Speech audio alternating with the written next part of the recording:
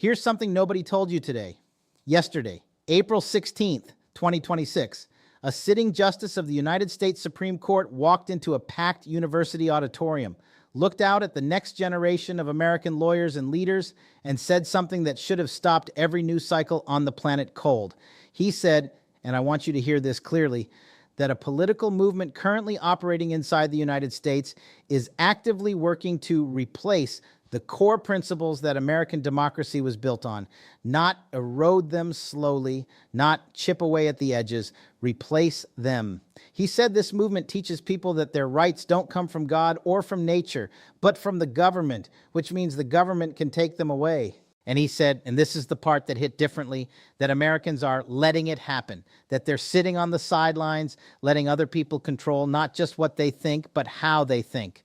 Now, that was Justice Clarence Thomas, the longest-serving justice on the U.S. Supreme Court, a man who almost never gives public speeches, a man who has sat on that bench for over 3 decades and watched this country from a seat that very few human beings on earth have ever occupied. When a man like that breaks his silence, you pay attention, and if the news you've been watching isn't covering this, if your feed is full of noise but short on truth, that's exactly why World Brief exists. We go where the headlines don't. We break down what's actually happening, not just in America, but across every border where power is shifting, where governments are changing, where the rules of the world are being rewritten.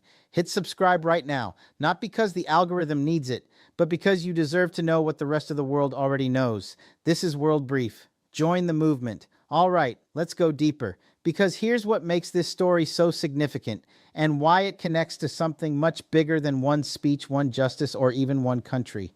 On the evening of April 16th, 2026, Justice Clarence Thomas stood at the University of Texas at Austin. The occasion was a lecture series marking the 250th anniversary of the signing of the Declaration of Independence, America's founding document. The piece of paper that launched the most consequential democratic experiment in modern history.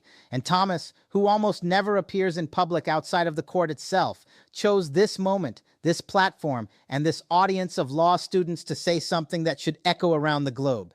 He said that the values embraced by America's founders have, and I'm paraphrasing here closely, fallen out of favor. That the philosophical bedrock of U.S. governance is being quietly but deliberately dismantled, and that progressivism as a modern political philosophy is the primary vehicle driving that dismantling. Now, stop right there, because I know what some of you are thinking. You're thinking, here we go, another partisan argument, left versus right, conservative versus liberal. But that's exactly the trap. That's exactly the lens that makes this story easier to dismiss and harder to understand. So, let's zoom out, way out, and look at what Thomas was actually describing in a global context. Because what he was pointing to isn't just an American phenomenon. This is a pattern playing out on 6 continents. And if you live anywhere in the democratic world right now, Europe, Latin America, Southeast Asia, Sub-Saharan Africa, you are living inside this same tension. You just might not have the language for it yet. So let's build that language together. Let's go line by line, because the details here matter. Thomas told that auditorium something that most politicians would never say out loud. He said, progressivism seeks to replace the basic premises of the Declaration of Independence and hence our form of government. That is a remarkable sentence coming from a Supreme Court justice. He didn't say progressivism is bad policy. He didn't say it produces poor economic outcomes or inefficient governance. He said it seeks to replace the premises of American self-governance. What are those premises? The Declaration of Independence rests on a specific idea, one that was radical in 1776 and is still contested today, which is that human beings have rights that exist before government does. Rights that no king, no parliament, and no political movement gave them, and therefore rights that no king, parliament, or political movement can take away. The philosophical term for this is natural rights, and it was the operating system of every constitution written in the democratic tradition. Now, Thomas argued that progressivism, at least in its modern American form, flips this entirely. Instead of rights coming from a higher authority than the state, progressivism in his framing holds that rights are granted by the state, which sounds like a subtle philosophical distinction until you realize what it means in practice. If the government gives you your rights, the government can take them back. If the government decides what you're allowed to think, say, own, or believe, then you don't have freedom, you have permission, and permission can always be revoked. Thomas said this plainly, that this philosophy requires of the people a subservience and weakness incompatible with a constitution premised on the transcendent origin of our rights. That's a quote, and it's a serious charge. He also said something that hit me personally. He said that the people pushing this shift often cloak themselves in moderate language. They call themselves institutionalists. They call themselves pragmatists. They say they're the thoughtful moderates. And Thomas called that out for what he believes it is, a way of justifying their failures to themselves and to their country. He said, and again I'm paraphrasing, that if you lose confidence in your country, you don't sit down. You get up, you participate. You don't sit on the sidelines. And then he invoked the signers of the Declaration of Independence themselves. He said that America needs to find in itself the same level of courage those founders had, so that the current generation can do for the future what that founding generation did for theirs. That's not a partisan speech. That's a philosophical alarm. And the question we have to ask as people who watch global events for a living is, why now? Why this moment? Why is a man who almost never speaks publicly stepping forward at this particular junction in history? To answer that, we need to look at what's happening not just inside the U.S., but around the world. Here's the part of this story that barely anybody is telling you. The tension Justice Thomas described is not unique to America. It is one of the defining conflicts of the current global moment. And the countries that fail to resolve it, that allow it to fester unaddressed, to be exploited by foreign adversaries, to be weaponized by domestic political machines, those countries are the ones we watch descend into instability. We've seen it happen over and over again in the last decade. Let's talk about Europe first. Look at Hungary. 10 years ago, Hungary was a functioning EU democracy. Today, it's routinely cited by international watchdogs as the most democratic backslide in the European Union. How did that happen? It didn't happen overnight. It happened through exactly the kind of philosophical shift Thomas described, a government that redefined rights as things it grants rather than things it protects. When Viktor Orban's government rewrote the constitution, restructured the courts, took control of the media, and began deciding which rights Hungarians were permitted to exercise, it didn't announce that it was destroying democracy. It announced that it was saving it. That's the playbook. That's always the playbook.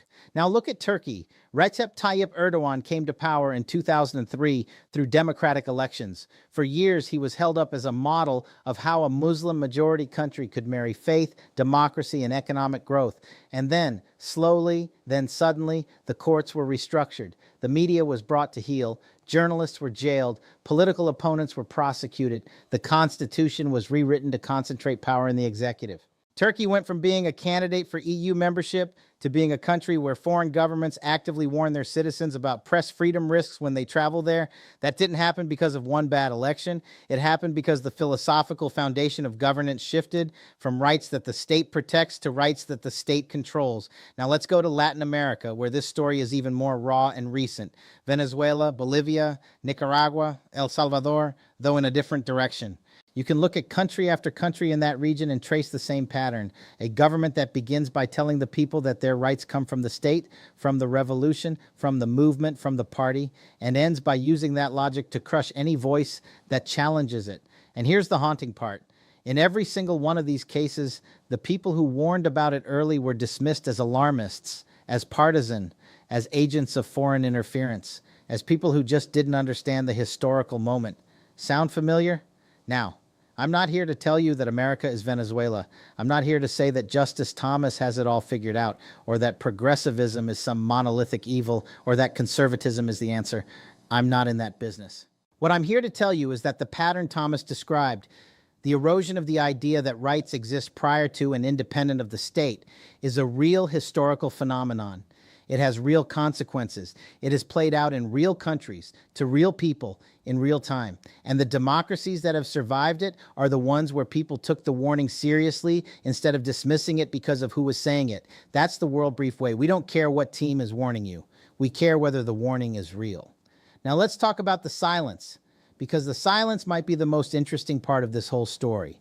Justice Clarence Thomas gives a major public speech at a flagship American university. He invokes the Declaration of Independence. He describes what he believes is an existential threat to the American form of government. He calls for a generation to rise up with the same courage as the founding fathers. He speaks in front of a live audience and a national television broadcast, and most of the mainstream media either barely covered it or covered it in a way specifically designed to make you think it wasn't important. Why? A few reasons. And again, I'm going to give you the honest analysis, not the partisan one. First, Thomas is deeply polarizing. He has been a target of criticism and controversy for years, from his confirmation hearings to ethics scrutiny to his judicial philosophy. So when he speaks, a significant portion of the media ecosystem is already primed to frame anything he says as either politically motivated or inherently suspect. That means the content of what he said gets swallowed by the identity of who said it. That's a problem, not just for this story. For every story, when we stop evaluating arguments on their merits and start evaluating them only through the identity of the person making them, we lose the ability to think. And that, ironically, is pretty close to what Thomas was warning about. Second, this kind of story doesn't perform well in the attention economy. It's not a crime. It's not a celebrity. It's not a viral moment. It's a man in his mid-70s in a suit, standing at a lectern, making a philosophical argument about the foundations of democratic governance. That doesn't get clicks. That doesn't get rage shares. That doesn't juice the algorithm. But here's the thing. The stories that don't get clicks are often the stories that matter most, because the algorithm is optimized for emotion, not for understanding. And the more you outsource your understanding of the world to what performs best emotionally, the less you actually understand the world. That's not a conspiracy. That's just the economics of attention. And it is, quietly, invisibly, without any dramatic announcement, one of the most serious threats to informed democratic self-governance that has ever existed. Thomas talked about cynicism, rejection, hostility, and animus, particularly from self-described intellectuals and pragmatists. And that cynicism has a powerful accomplice in the modern media environment, the algorithm that rewards outrage over insight and certainty over nuance. Third reason the media missed it, timing. The speech dropped on a day packed with competing headlines. A U.S. naval blockade of Iranian ports is active right now. The Supreme Court is simultaneously hearing arguments on birthright citizenship. There's political turbulence from coast to coast. When the news cycle is already overflowing, a philosophical speech, even a historic one, gets buried. That's why you need a channel like World Brief, because our job isn't to chase the breaking headline. Our job is to go back and pick up what got left on the floor. Okay, so let's bring this all the way down to earth, because I know some of you are thinking, this is all very interesting, but what does it actually mean for me? I'm not a law student at UT Austin. I'm not a Supreme Court justice. I'm just a person trying to understand the world. Here's why it matters to you. The question of where your rights come from is not abstract. It is the most practical political question there is, because the answer to that question determines how much power your government can legitimately claim over your life. If your rights come from nature, from something prior to and independent of the state, then the government's job is to protect those rights. It is their guardian, not their author. And if the government fails in that protection, you have the right, actually some would say the duty, to push back, to dissent, to hold it accountable. But if your rights come from the government, if the state is the author of your freedoms, not just their protector, then dissent becomes a much more complicated thing. Because who are you to challenge the entity that gave you your rights in the first place? By what authority do you resist the very source of your freedoms? This is not an abstract philosophical debate. This is the difference between a citizen and a subject, between a democracy and a managed state, between a free press and a licensed one, between a judiciary that checks power and one that rubber stamps it. And here's the thing that Thomas said that I want to come back to, because it applies to every single person watching this, regardless of where you live. He said, I think if we don't stand up and take ownership of our country and take responsibility for it, we are slowly letting others control how we think and what we think. Read that again. Slowly. We are slowly letting others control how we think and what we think. Not control what laws get passed, not control who wins elections, control how we think.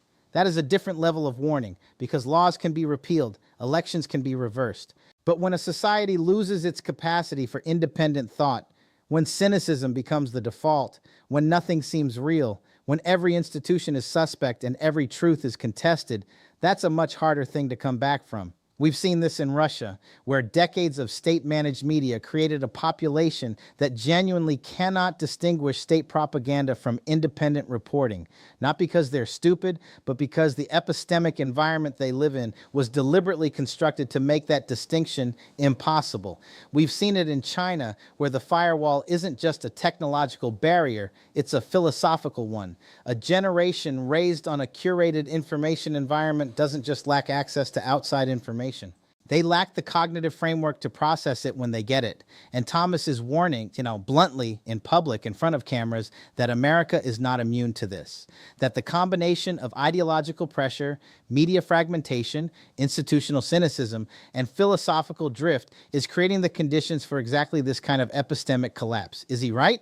That's a question you have to wrestle with yourself. That's the whole point. Don't let me tell you what to think. Don't let anyone tell you what to think, but do the work of thinking. Now, let's look at the global reaction, or the relative lack thereof, and then let's talk about where this goes. International observers who study democratic backsliding have noted for years that the United States is not the immune fortress it once believed itself to be. The Freedom House Index, one of the most respected international measures of democratic health, has flagged the U.S. as a country experiencing democratic erosion for multiple consecutive years. That's not a political statement. That's an assessment based on institutional independence, civil liberties, rule of law, and press freedom metrics. When a Supreme Court justice publicly warns that a major political philosophy is replacing the premises of the Constitution, that registers on the same dashboard as what happened in Hungary in 2011, what happened in Turkey in 2016, what happened in Poland across several governments. And here's what those countries have in common. In every case, the erosion happened faster than anyone predicted.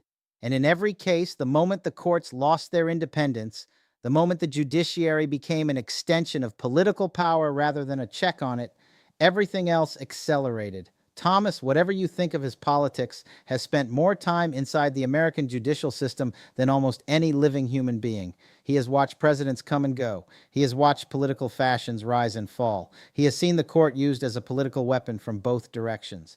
And he is publicly on record in front of students who will run the next generation of American institutions, issuing a warning. That is historically significant. Full stop. What happens next? Honestly, that's the right question. And the honest answer is that it depends on what ordinary people decide to do with moments like this one. Thomas closed his speech with a call to action. He said, "In my view, we must find in ourselves that same level of courage that the signers of the Declaration have, so that we can do for our future what they did for theirs." The durability of American democracy, and by extension, the global democratic order that the United States has anchored since the end of World War II, depends on whether ordinary people engage or disengage, whether they participate or sit on the sidelines, whether they demand accountability or surrender to cynicism. He also said something deceptively simple that I think is the most powerful line of the entire speech. If you think it's losing confidence, then you get up and you participate. That's it. That's the whole answer. Not a party platform, not a movement, not an ideology. Just get up and participate. Now, let me be honest with you about something. This video is not telling you that Justice Thomas is right about everything. It's not telling you that progressivism is evil. It's not telling you that conservatives have the answers, or that the left is destroying the country, or any of the other tribal narratives that perform so well and explain so little.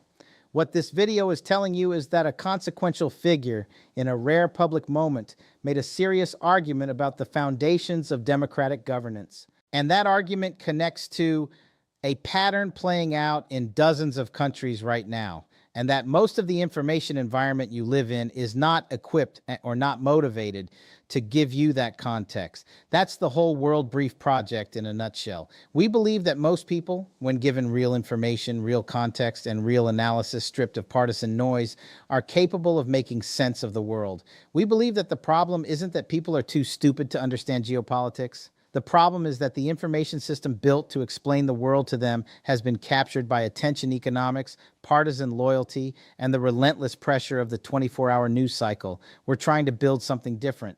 A place where you can come and get the actual story with the global context attached, with the historical pattern explained, with the consequences mapped out, and then make up your own mind. Because here's the thing. In every country where democracy has eroded, in Hungary, in Turkey, in Venezuela, in Nicaragua, in Russia, the erosion was preceded by a period where ordinary people stopped trusting their information environment, stopped engaging with public life, and started believing that nothing they did mattered anyway. Cynicism is not wisdom. Cynicism is surrender with a clever face. And if Justice Thomas's speech does one thing, it should remind us that the people who built the institutions we depend on didn't build them by being cynical. They built them by being courageous, by engaging, by showing up, by refusing to let other people control not just what they did, but how they thought. That's a global lesson, not an American one. So here's where we land. On April 16th, 2026, the longest-serving justice of the U.S. Supreme Court broke from his characteristic silence and told a packed auditorium and anyone watching at home that the philosophical foundation of American democracy is under threat from within. He connected it to a loss of courage, a loss of engagement, a surrender to cynicism and the comfort of letting other people think for you.